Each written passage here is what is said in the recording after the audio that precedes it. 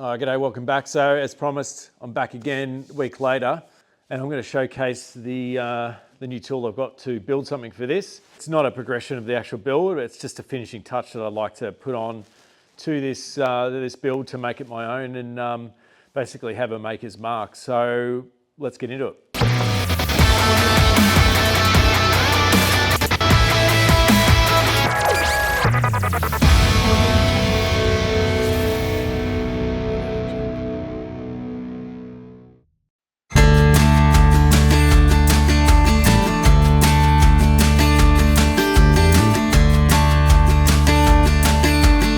Alright, so I've got a laser, and this is an optic fiber laser.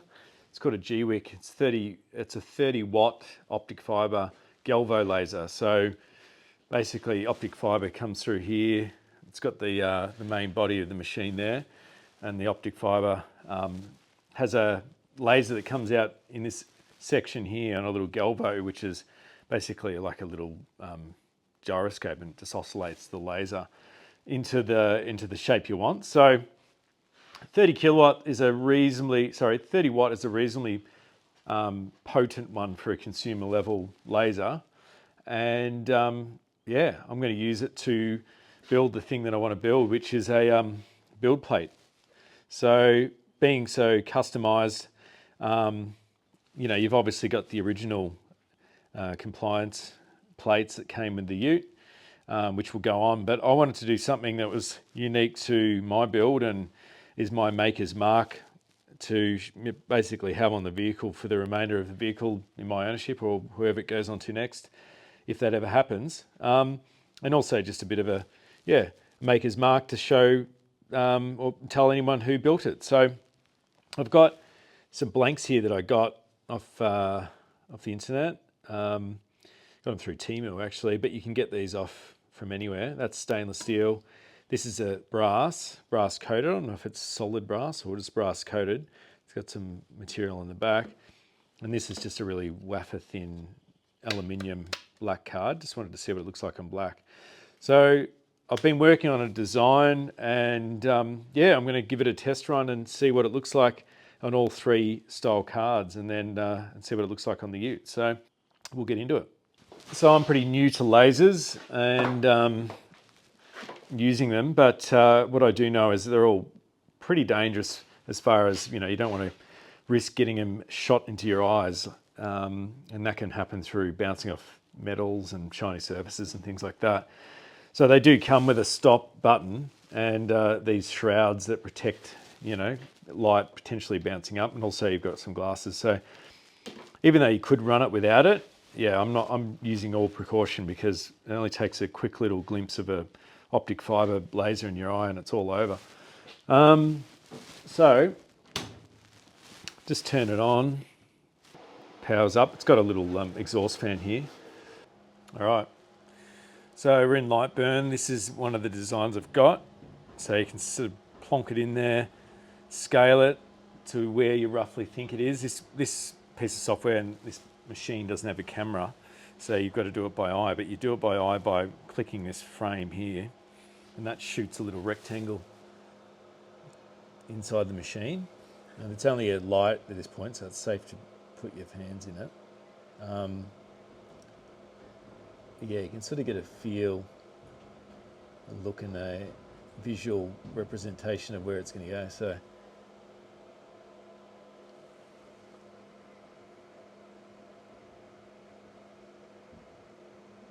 these pieces of plate, they're not 100% square, so you sort of like gotta get it to roughly where you think it is. I'm pretty happy with that. For brass, you want 50 hertz and then a power range of 90, so reasonably high powered, and then we're going to do 2 passes, so that'll cut right into the brass. So that's about it. And then once you're ready with that, you just hit start and it should go. Here we go.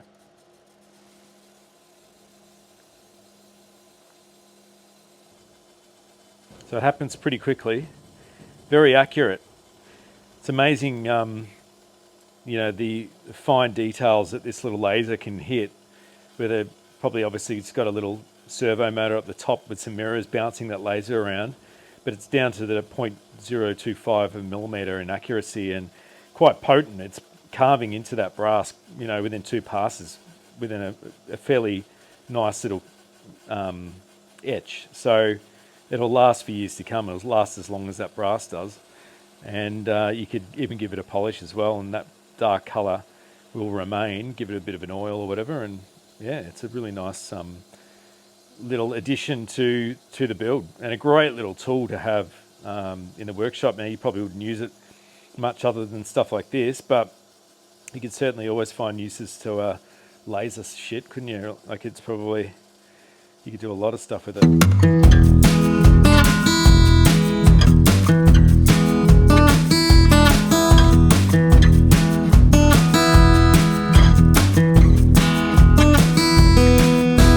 So now I've tried the brass, I've done the brass, I'll try the stainless steel. And same design, but this stainless steel plate's a bit thinner, so we'll have to scale it a little bit differently, and then we'll give it a go.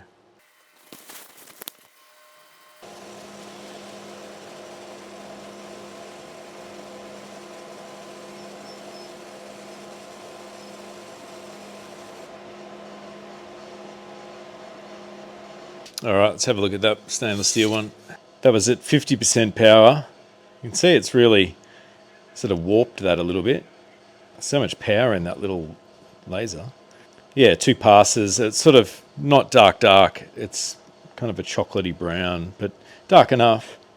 Just depends on what look. I could probably dial that in a bit more to get it really black, I reckon. I'll just have to have a research of some of that settings.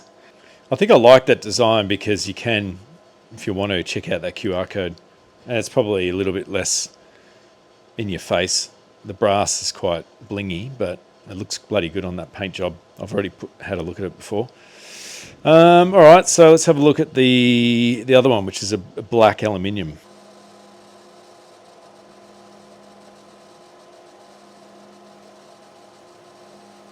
I needed a light power on this one, but you can really smell that. You can see the smoke coming off there. It's burning off that layer of paint. That stinks, actually. So you probably want to use a mask. I'm in a ventilated shed, so it's not too bad, but yeah, when I'm getting a little bit of it, it's pretty bad. And obviously that little fan there's pumping it out as well, but unless you've got an exhaust on that, it's not gonna do any good. All right, so that's one layer. Doesn't look quite white, so I reckon probably give that one more layer, one more go. Yeah, so that's doing another layer, and it's taken off that brownish kind of tinge to it, and it's made it nice and aluminium, which really stands out on that black. And that's it. So this one's tiny because it's not really designed for this size card. I'd have to redesign it, and this one's really flexible. So, you could put that around anywhere on the body of the vehicle. That's the other design. So QR code on the left, Barnesy's Builds logo on the right, BuildPlate, which is what I'm going to call these, and then 001 in the middle because it's the very first BuildPlate. My signature down the bottom. The only options I'd want to see is black, the aluminium plate with black on it, stainless, brushed stainless, and then the brass. That's thick, that brass, compared to the others. I did on both sides. And that's the simpler version. For this one, because I did it on YouTube, I thought I'd probably maybe just do that QR code. But yeah, let me know. Let me know what you think, which I'm sure you will. Yeah, so there they are. 3 options. So I'll lay them on the Ute now and we'll have a look. I said to check what was on where they're positioned. So you got one plate there from factory, the other compliance plate there. We've got one over the other side. So there's probably not a lot of room to put it on this side. You want to keep these in the positions that were from factory. factory, so keep an eye on those. So I'm thinking it's probably looking like there. If I can fit it, I reckon. So on the passenger side, just there.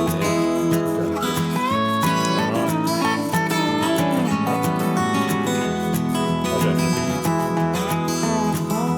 any tags on this yet.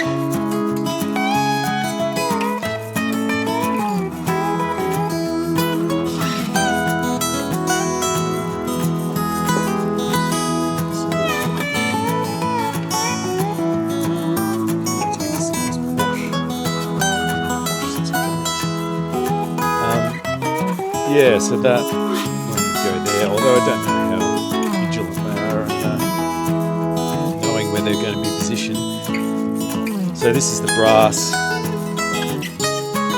Really put it sort of there. The other one. I'll have to find out about that, whether you can change them around. Yeah, you could just fold that down over that, bend it down a bit and screw it on the corners. Then, as you can see, like, it looks bloody fantastic. It really sets off the, you know, the build like a piece of art. And also, when I went to Motorex, I was looking at all these cars, and not everyone has a pedestal of, you know, of information standing outside their utes or their cars as to what's in it, what the engine is, all the details. And so you're sort of guessing and looking around and, you know, poking your head in. Whereas if the bonnet was open and you had a little build plate like this, then you could just go through, have a look. Oh yeah, it's got a 355 stroker. The person that's standing there doesn't have to explain the same thing 300 times a day. So I think it's just a nice piece of information. So that's the brass one, stainless. That's come out a bit brown, that. It's not as good, that one. I think because it's sticking up like that, it looks a bit shit. But I think, yeah, once it's screwed down, it'll look a lot better. The black one is quite good actually, because it is quite thin, so you can mould it around wherever you want to go, and it is a bit smaller. And that would quite easily sit, yeah, just alongside that other one, just there. And then you'd have the factory one sort of there. And you can still read it. It's not as easy to read as the other stuff, but yeah, you can still read it. So I personally going to be pushing the brass. I think the brass is the way to go, as far as I'm concerned. It sets off with this kind of colour on the paint. Anyway, I think I worry about the details. I also might round those corners a little bit. This is a bit sharp. And then maybe just end up sticking it down. Probably doesn't need to be pop riveted in. This is some artwork I've done. You can see of a WB Ute. I've generated that from the original Holden artwork that was in one of the service manuals, and using my skill set, developed a depth map to carve in the 3D space onto a coin. So I won't go into the details how I did that. It's pretty complicated, but I've set the file up so that it's going to hit the coin, and I've got a frame so you can turn on just the perimeter, and that's a circle. So it's not perfectly, the diameter is not perfect on that laser, so I've had to skew the circle slightly into an oval to try and get it in that perimeter, in the right diameter of that coin, right on the edge. So anyway, look, it's the first time I've had a crack at something like this, so it never goes smoothly the first time, but we'll just give it a go. I've set up all the passes. It's going to take 100 passes to get this depth map. Might take about an hour, might take less, but we'll kick it off and see how it goes.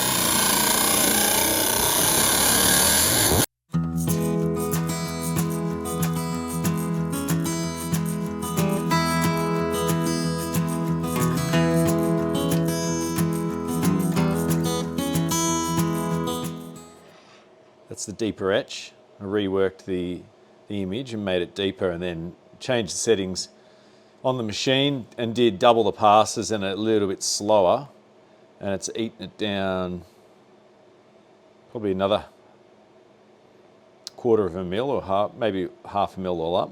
And obviously this isn't full brass, so it's eaten into the metal that they've got, obviously cast metal, and then they've just coated it with a brass plating. Didn't know that when I bought these, but yeah, to get a solid brass coin, you're probably looking at about $20 or something like that. But it'd be good to do one if you want to. I'm thinking of probably doing just a memento coin for the WB. Just something, it's a bit of fun to do, but just test the machine out and also get something out of it at the end, and just get a solid brass. But for now, that's pretty good to just play around with. And on the back, I've decided I'll just do something, you know, that pays tribute to mine, which is a 1982 Holden WB. I could put Ute down the bottom, but I'll just probably leave it at that. And I'll do a few passes on that and just flip the coin around and then have something on the back of this. So I'll get going on that now.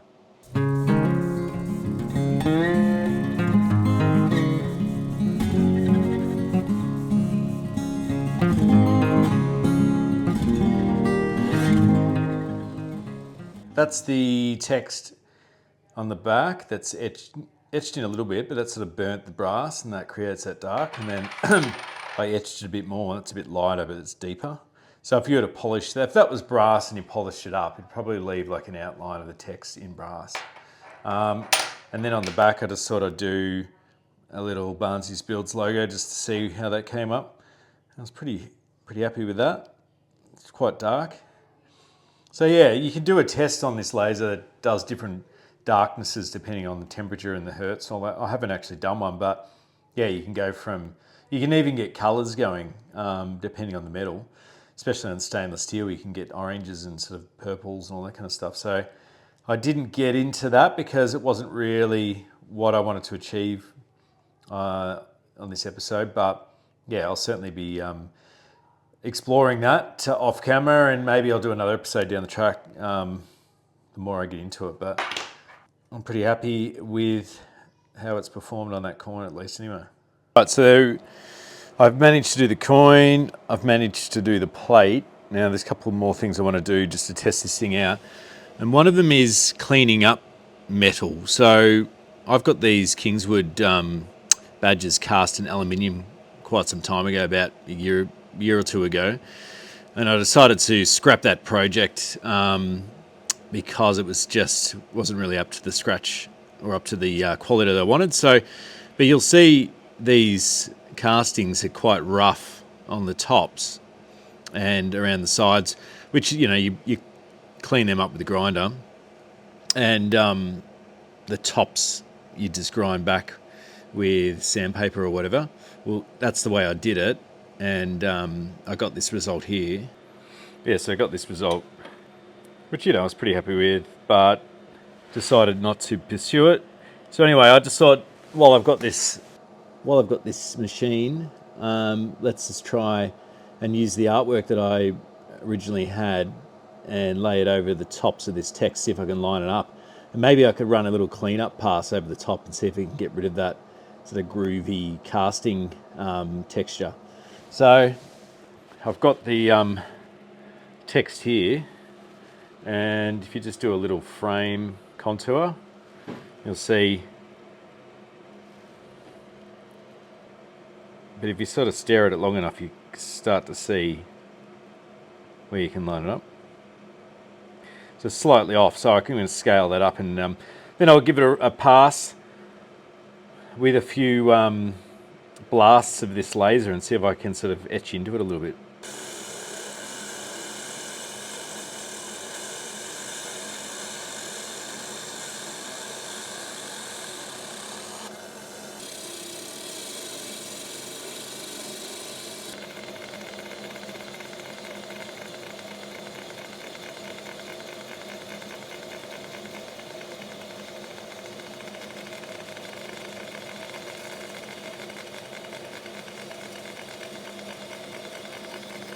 There you go. It was about 20 passes, and you can see the little lines there that's taken off some of the aluminium.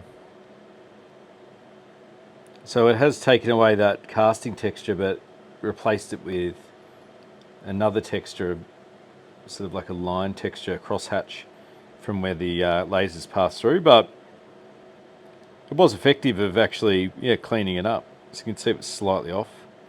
You can see there where the casting was and where it's gone. So yeah, it wouldn't be useful in this circumstance, but certainly would be useful if you were trying to clean some surface rust off something. So I might just give that a quick go. I've just got some rusty old plate. That rust is pretty thick, but we'll just want to see what it does to that when I turn it on.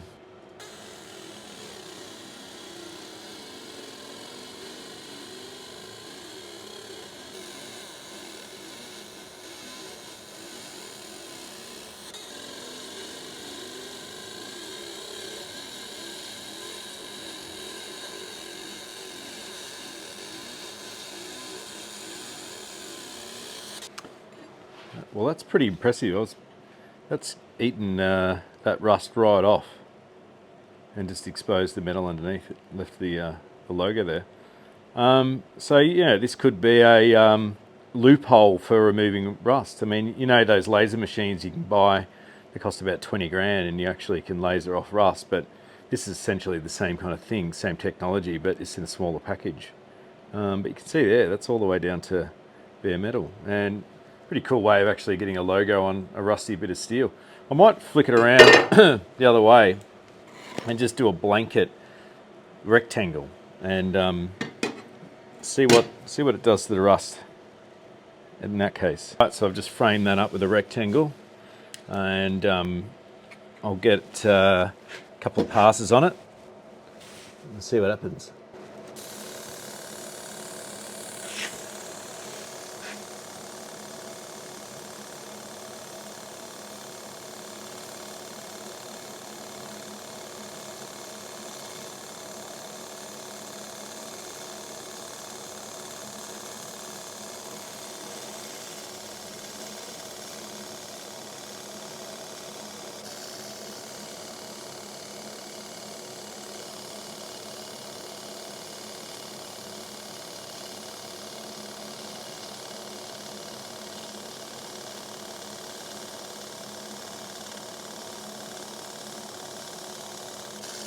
Oh, that is quite extraordinary. I'm really surprised about that. I was not expecting it to sort of take that rust off that easily. I did 3 passes, but you could probably have done it in one. Looks like it's taken it back to metal because it's shiny. There you go. So that could be a way for me to sort of remove rust from tricky components or whatever. If you've got something small, obviously, it could be a good way to take that off. See what else I can find. I couldn't find anything else. It's got this horseshoe, but if you had some kind of old relic or something that you wanted to get the rust off, this could be a good method. I'll give it another go.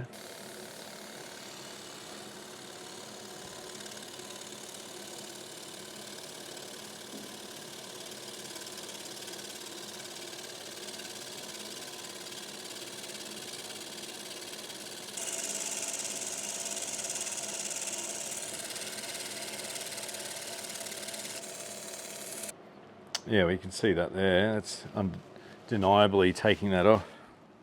Yeah, you can see it's sort of gone down the sides, but so it's definitely taken it back to bare metal. I remember when I was using that rust blast, and the metal looks like that after it's been etched off with that. So yeah, there you go. Last test I want to do is a cutting test. See if I can cut a circle out of this aluminium. I was thinking, because on the build plate it'd be good to cut circles on the corners of these if you did want to screw it in. So we'll give that a go.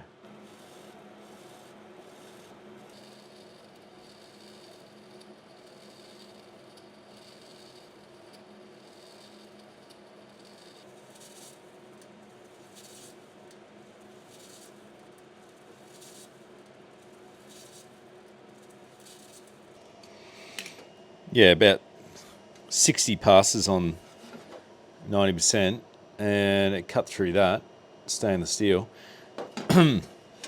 Although it's not completely round, it's like slightly oval, so I don't know how to get around that. But yeah, like given a piece of aluminium, it's probably 1/2 mil thick. It only took probably a minute, so you could get some accurate sort of slices on that if you had, if you really wanted to, and just wait. But otherwise just use a drill. But if you wanted to do a complicated cut, I think you could probably achieve it, although it would take a fair bit of time.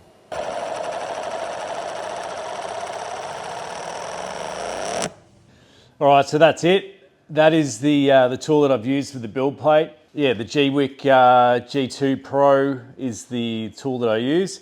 If you're interested, there is a link down below in the description, and there's also a discount. They've sent me a discount code, so if you want to buy one, it's actually $300 off with that discount code. So that's in the description below. Yeah, so I'll see how I go with these. If anyone's interested in potentially getting one as well, I may do something in the near future through Unique Parts and offer this as a bit of a product, but I'm not too sure at this point when that will be, but I'll keep you posted. If you follow the website, subscribe, every time I launch a new product, it's up on Unique Parts, so that's unique.com.au. Yeah, so really, I've got a few other things since I've been doing this episode for the Ute. Without straying too far from the actual build, I got some new seat belts. Now these are just off eBay, but they've got the extended arm there, which is very similar to the stock ones that were in Holden. I do actually have some original ones that are in a pile of crap over there, but they just were dirty and greasy, and it's like, well, they're not that expensive, maybe just get some new ones. So I did. Yeah, and they're just pretty basic, but they'd sold a fair few on eBay, so yeah, and they're compliant with Australian standards, so that's in there.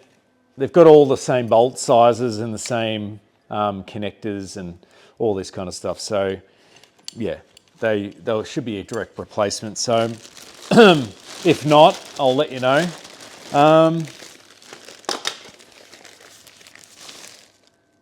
Oh yeah, I've got the tonneau cover, sorry, the tonneau clips. And a lot of people would be going, why are you doing that? Well, I'm doing it because I want to do it. And that is them there. And that's the where it gets tied on the front. So apparently there's a bit of a method to putting these in without potentially dinting the panel. So I know someone that actually knows how to do it, but I've got to pick their brain. So that'll be coming up, installing those, which is, I still haven't drilled the holes in the tailgate. No, I may not do that until it's fully driving, I think. This is a replacement lens for the inside interior light, $23. Thank you, Mother, for the rabbits. Someone made some good money out of that. Better Auto Rubber on eBay, I get a lot of stuff through them, and they've got some pretty good stuff. So that's just the door locks and the surrounds, which didn't come with the door skins. Yeah, so I just got some new ones, and they're just a little pressed aluminium kind of thing. I don't know whether I should paint them black or not. And then the plastic door locks there. I've actually put all the inside the door, the vents, the plastic vents inside and outside. I put them in, and I've repaired them. I didn't buy new ones of those, so that's done. So I've just been tinkering along behind the scenes, and I'm in the process of getting these inner door seals on the inside of the door skins or the door. But anyone that's done these before, these were from factory stapled in, and so you can't have anything protruding too far out the back because that's where it hooks onto the inside of the door. And if you've got a nail or a screw coming through, it'll scrape on that hook. So you've got to get some really small blind rivets or some really, really small screws, and you can actually locate on the inside of the door, locate where the staples have gone through, just follow that and go in those same holes. There's probably about 1, 2, 3, 4, I think about 6 that goes across. So I'm in the process of doing that. Then once I've done that, I can hang the door skins and she's done. And that's another job ticked off the list. So I'll hopefully get another episode out next week, and I'm going to trying to continue that pattern until the thing's done. So thanks for watching. And once again, yeah, if you're interested in that laser, click the link below. Otherwise, follow Barnesy's Builds on Instagram. I always post updates on in between episodes. But hope you enjoyed it and hope you got something out of it. So until then, I'll see you in the next one.